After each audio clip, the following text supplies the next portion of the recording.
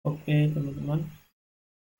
Jadi seperti yang sudah saya sampaikan tadi bahwa terkait dengan pengaruh BIM ya dan juga berkas dari antena, maka itu sangat signifikan berpengaruh terhadap nilai gain yang dihasilkan.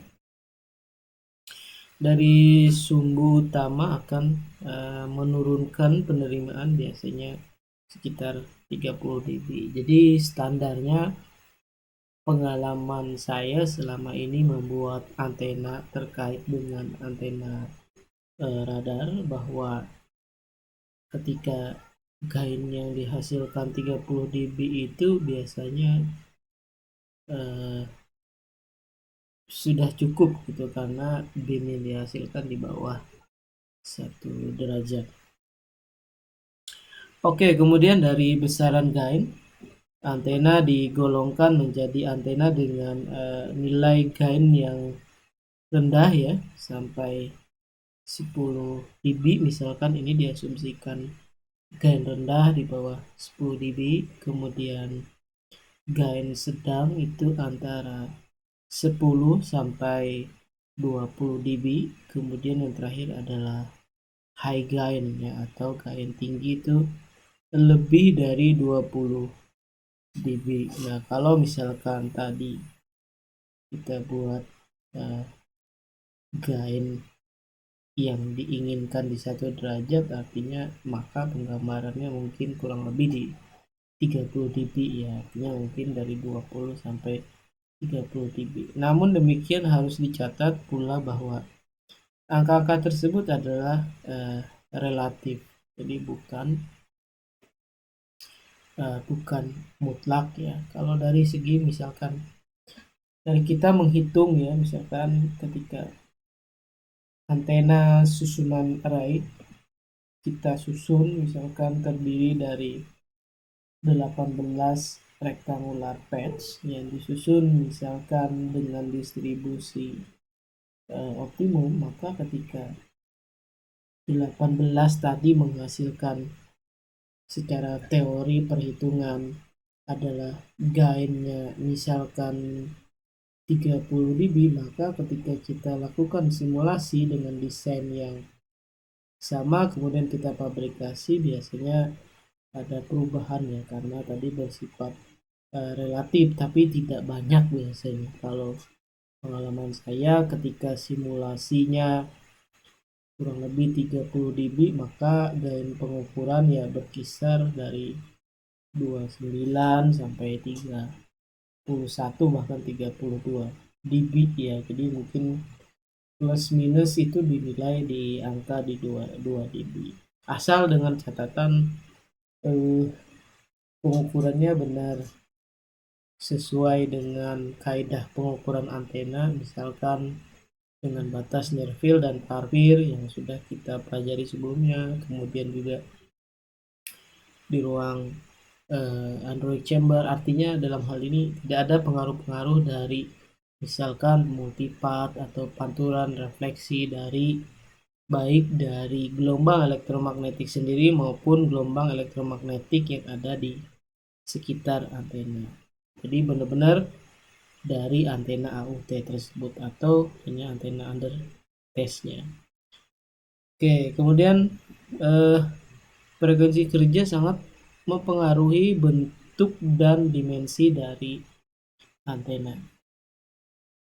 Bukan saja frekuensi kerja sebenarnya, jadi berdasarkan aplikasi yang akan digunakan oleh antena yang akan kita buat. Nah, itu biasanya mempengaruhi dalam bentuk dan dimensi antena yang kita rancang. Misal nih pada daerah HF 3 sampai 30 meter, ini biasanya untuk komunikasi jarak jauh HF ya, komunikasi radio.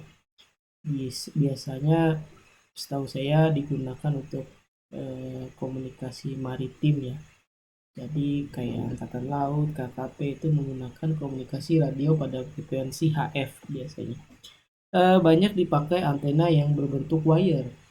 Nah, Antenanya biasanya berbentuk wire, bisa Yagi atau lock periodik, karena yang diinginkan adalah komunikasi point to point ya biasanya. Kemudian dia tadi berbentuk wire atau berbentuk batangan dari bahan konduktor, atau susunan seperti tadi dipol, Yagi, atau lock periodik. Kemudian ada juga jenisnya, contohnya misalkan helix, ada normal mode, ada wave, kemudian juga ada antena linear lainnya. Tapi berdasarkan pengalaman saya yang pernah saya lihat dan langsung saya pegang dan saya buat antena itu adalah untuk komunikasi mantin tadi. Itu pasti biasanya bentuknya kalau nggak lock periodik ya Yagi. Jadi untuk antena yang direksional pada arah tertentu. Sedangkan pada VHF banyak dipakai Yagi, antena kawat ya VHF misalkan. Jadi VHF, UHF itu bisa juga ada komunikasi radio juga ya pada VHF dan UHF, bisa monopol juga sebenarnya, kemudian bisa Yagi atau antena yang pasti kan antena kawat. Kemudian pada UHF dan SHF itu 300 sampai 3 giga ya, itu banyak dipakai antena parabolik, corong, slot, dan antena lens. Kadang-kadang helix juga ya, Yagi dan lain-lain. Kalau untuk frekuensi biasanya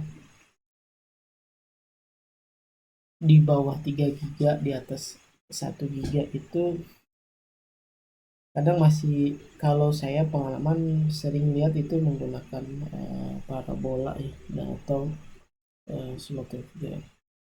Jadi kira-kira seperti itu. Oke.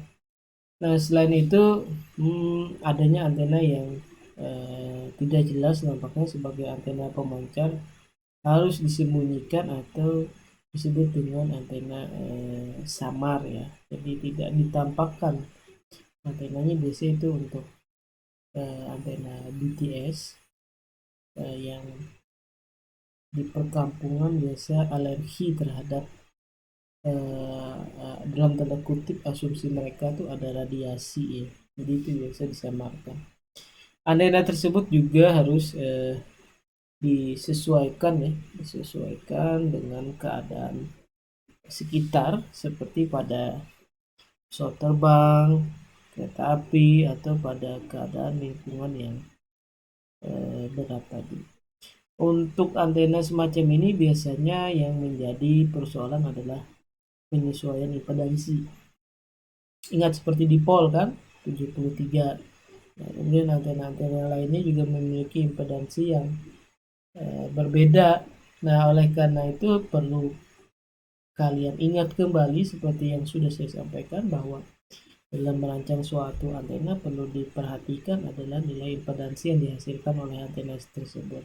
Apakah impedansi antena tersebut jauh berbeda dengan impedansi karakteristik saluran transmisinya, atau dia sudah disebut dengan matching. Kalau dia tidak matching, maka kita harus melakukan penambahan teknik-teknik ya, transformator yang sudah pernah saya jelaskan sebelumnya. Contohnya misalkan kemarin itu adalah penggunaan stub atau transformator seperempat lambda, itu yang biasa konvensional yang kita para engineer gunakan dalam merancang pematchingan impedansi pada suatu antena dengan saluran transmisi yang digunakan. Kerugian lain yang diderita adalah diagram arah yang seringkali jauh dari harapan, sehingga harus dicarikan kompromi atau modifikasi biasanya lain yang lebih ketat ke keandalannya. Dalam prakteknya ketika dilakukan atau merancang suatu antena yang memiliki atau spesifikasi tertentu, yang tidak secara konvensional biasanya